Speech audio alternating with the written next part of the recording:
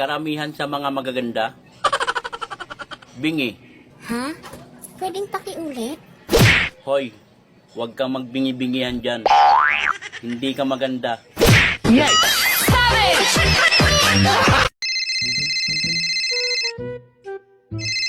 Hoy, classmate, napatawag ka. May sasabihin sana ako sa'yo, classmate. Ano yun, classmate? 69 tayo. Ha? Ha? Talaga ba, classmate? Oo. Sige. Saan tayo magkikita? Gago, 69 ang grade natin kay sir. Iyay.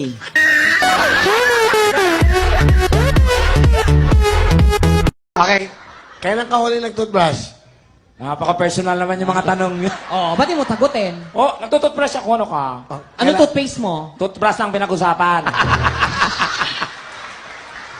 Kailan ka huli nag-toothbrush? Kanina, Matay? after 3 weeks.